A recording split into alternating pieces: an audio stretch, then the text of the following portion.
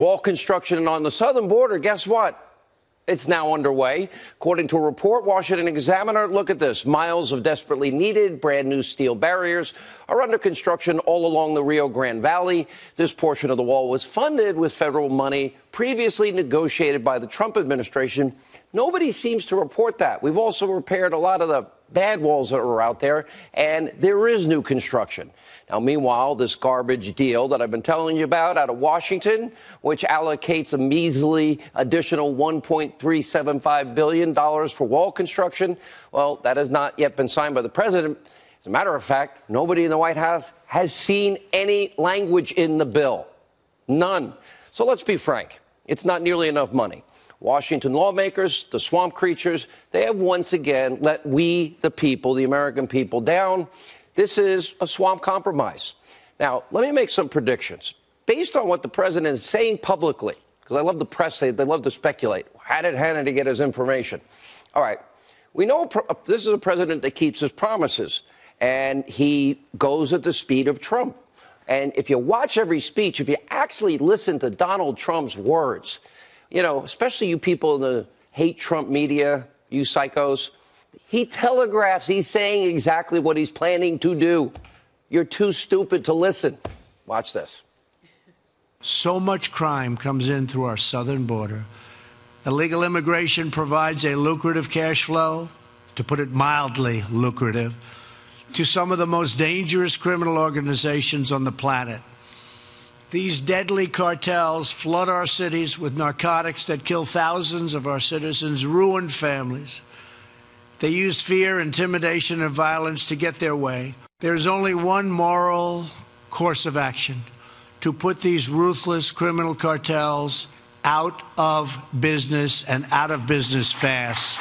I will never waver from my sacred duty to defend this nation and its people. We will get the job done. Works. All right. He's saying he's going to get the job done. Let me make a prediction. Let's base it on what you just heard and what we've witnessed the last 2 years. The president's going to find the way to get the money. Now, look at this bill. $1.375 billion.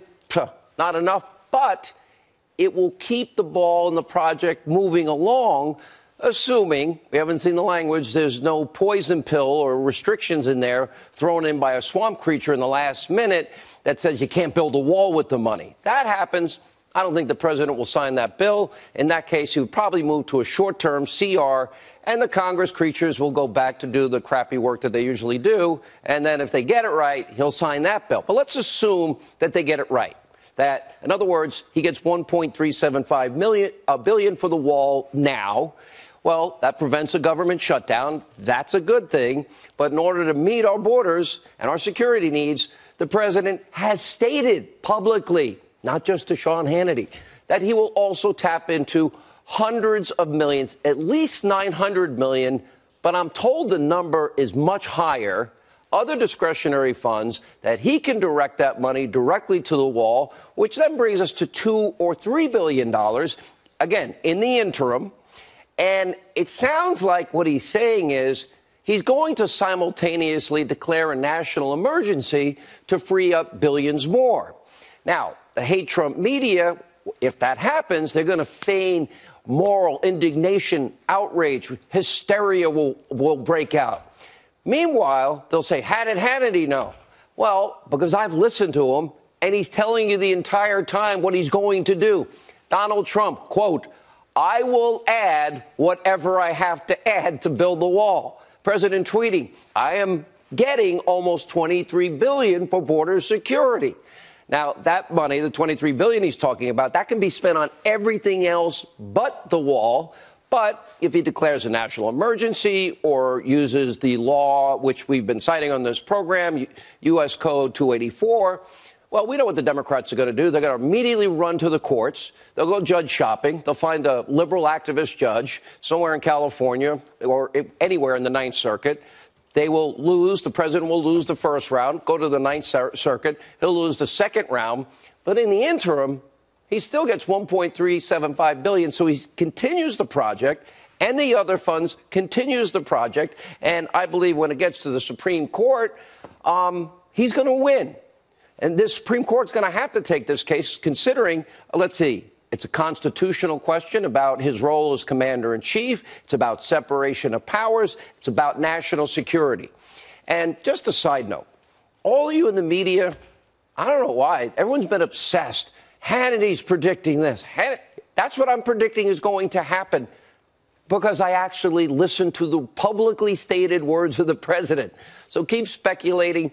Nobody in the media has any idea of who my sources are, who they're not, and who I talk to, who I don't talk to, and I will not reveal my sources. And all these hate Trump media outlets, they all pretend they're unbiased, that they're journalists. Well, I don't claim to be a journalist. We do journalism. What we say about being a talk show host, we're like the whole newspaper. Now, we do straight news when there's a war, straight news on weather, straight news on important, incidences that are happening, like Ferguson when that was happening, or Baltimore. And then we give a lot of opinion. So we're the news page, the editorial page, the opinion page. We even do gossip and sports. Like tonight, for example, Tim Tebow's on. So we're like the whole newspaper. That's what we do, freedom of the press. But we identify what we do.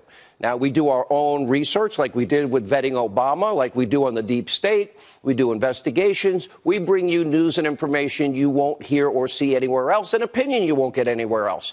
But all these hate Trump news people that claim to be journalists, no, they're really editorial writers and ones that make up a lot of BS at the same time. So tonight, when it comes to building the wall, whatever has to be done, the president is saying will be done. Not for political reasons, but for the safety and the security of all Americans. He sees this, rightly so, as a life and death issue. But don't just take my word for it. Maybe some of the people on these fake news channels, maybe they should start speaking to angel moms and dads. Maybe a woman like Maureen Maloney, her son Matthew, killed by a drunk driving illegal immigrant from Ecuador. You got that, Senator Menendez? He was upset that illegal immigrants could actually be classified as criminals if they get caught drunk driving. And yesterday, Maloney urged President Trump to hold strong in this fight for the border wall. Now, sadly, she is among thousands of our fellow Americans whose lives have been ripped apart, permanent separation by violent criminals because we have open borders that have entered this country illegally. In the past 2 years alone, ICE arresting illegal immigrants who are accused or convicted of 4,000 murder, homicide charges, carnage from illegal drugs. 90% of the heroin crossing that southern border is even worse. Every single week, 300 Americans are dying from heroin overdoses, almost all of which trafficked across that border. Now, that's why Americans are overwhelmingly backing up the president and his plan to secure the border. Brand new Fox polls, 66% of Americans approve of the president's efforts. You Republicans in the House and Senate, you may just want to follow his lead. Good politics. According to Gallup, the president's overall poll numbers are up a whopping 7 points since the government shutdown. He had his highest number, 52%, on the Rasmussen poll. Earlier this week, he filled an arena in El Paso, Texas. Look at that. And, that's inside the arena. Am I correct? Yes. Then he had thousands and thousands of others outside the arena. Nobody in the media talks about this. What other president got those types of crowds? Now, some on the left, they try and pretend the president has no support at all. I've never seen a president with more support. Look at late night loser Stephen Colbert himself just last week. Watch this. Trump's inaugural committee raised a record $107 million, which was double the previous record set by Barack Obama. What was all that money for? I mean, obviously, they didn't need it for crowd control. Yeah, let's show the picture before the inauguration ever took place. Don't worry, your audience is stupid enough that they'll probably believe your crap. Maybe Colbert needs to attend a Trump rally. Maybe he will see the unbelievable enthusiasm, people standing for hours and hours and hours outside in the cold and the rain, and then standing for the entire time the president's speaking, supporting his agenda. Which brings us tonight to our Hannity Watch on what is the radical socialist takeover of the Democratic Party. Now, the president is promoting freedom, low taxes, national security, and strength. uninformed socialist extremists, they are now steering the ship at the DNC in a pretty big way, in a kind of scary way. Now look at freshman Congresswoman Alexandria Ocasio-Cortez, who says the world's going to end in 12 years, is now leading the way. She is the chief spokesman leader for the Democratic Party. And as some background, look at the new leader of the left. Take a look. Medicare for all would save the American people a very large amount of money. Why aren't we incorporating the cost of all the funeral expenses of those who die because they can't afford access to health care? But when it comes to tax cuts for billionaires and when it comes to unlimited war, we seem to be able to invent that money very easily. We look at these figures and we say, oh, unemployment is low, everything is fine, right? Well, unemployment is low because everyone has 2 jobs. We need to occupy every airport. We need to occupy every border. We need to occupy every ICE office. If we work our butts off to make sure that we take back all 3 chambers of Congress, all 3 chambers of government, the presidency, the Senate, and the House. You use the term the occupation of Palestine. What did you mean by that?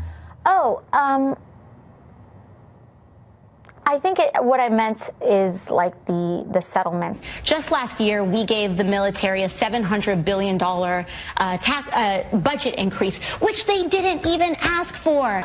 And we're like, the world is going to end in 12 years if we don't address climate change. And your biggest issue is your biggest issue is how are we going to pay for it? No, I think it is a green dream. And I think that it is. You know, I don't consider that to be a dismissive term. I think it's a great term.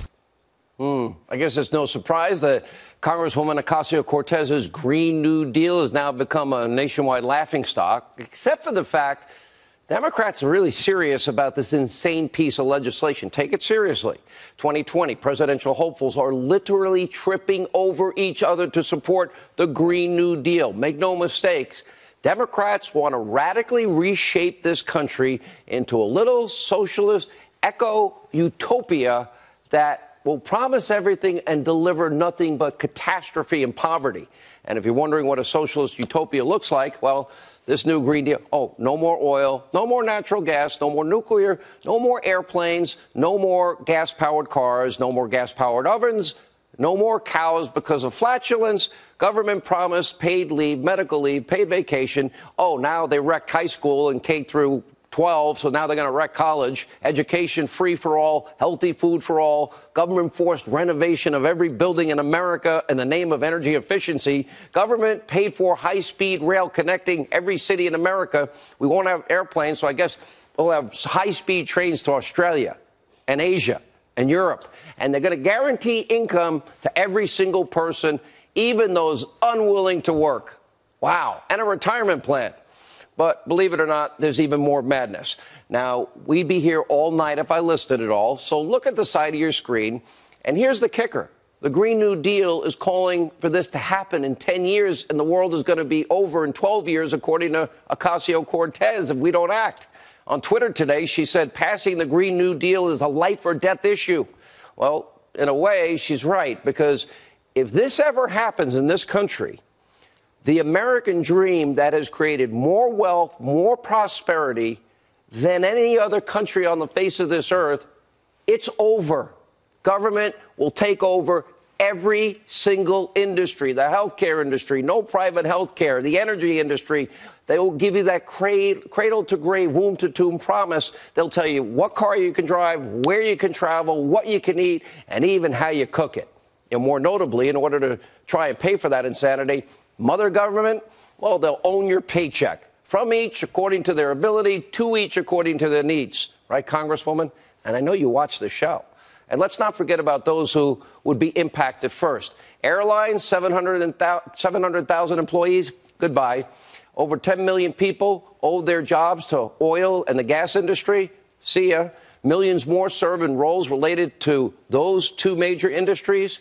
Promoting this stupid deal, Democrats, they're actively calling for tens of millions of Americans to lose high-paying jobs, and it's only going to get bigger. We have 2 pipelines on the line, and we opened Anwar. We're the #1 world producer, surpassing Saudi Arabia and Russia. for the first time in 70 years. And all the high-paying career jobs that will be available for people. Look at this Fox News poll. 25% of Americans have a favorable view of socialism. It promises everything and never delivers historically a thing. And another freshman Democratic lawmaker is making news for also all the wrong reasons, and that's Congresswoman Omar, embroiled in a serious controversy over her constant stream of hatred and anti-Semitic remarks. And she has since issued an apology on one of the remarks, but her bad behavior on Capitol Hill is not going away. Look at this from earlier today, a hearing with the administration's new special envoy for Venezuela, Elliot Abrams. Watch this doozy. I fail to understand why members of this committee or the American people should find any testimony that you give today to be truthful. If I can respond to that. It wasn't a question. That was not a question. I reserve the right to my time. Yes or no, do you think that massacre was a fabulous achievement that happened under our watch? That is a ridiculous question, and I yes or no? No. I will take that as a yes. No, I'll take it as a yes. And as of today, yeah, that extremist holds all of our very important committee assignments. So let's recap the week for Democrats. One member of Congress spreading an anti-Semitic conspiracy theory about Jewish money. Bozo O'Rourke said that walls kill people. 3 top Democrats in Virginia refusing to resign, 2 over blackface controversies, 1 over, rape allegations and sexual assault. Multiple top Democrats supporting a bill that would turn America into a socialist disaster eco-state. Multiple 2020 candidates for the Democrats calling for tax increases and government stealing. One still apologizing for faking her ethnicity. Spartacus himself, well, he's calling for an end to all meat consumption. What a week to think the race is just getting started. Well, full coverage on all of this later. First, we turn Hannity watch on the deep state. Now, while we sound the alarm, Democrats are suspiciously silent on the increasing evidence of corruption, abuse of power inside the FBI and the Justice Department, like the alleged quid pro quo agreement between the FBI, the Clinton State Department. We have new documents obtained by Judicial Watch. The top FBI brass, including Lisa Page, who was, with Peter Strzok, they're scrambling in the run-up to the 2016 election about evidence of an offer from a Clinton ally, ex-State Department official Patrick Kennedy, to have the Bureau reduce the classification that they found on Anthony Weiner's laptop. A Clinton email in exchange will boost FBI personnel abroad, but just change the classification so she doesn't have to go to jail. We'll have a report coming up later in the show.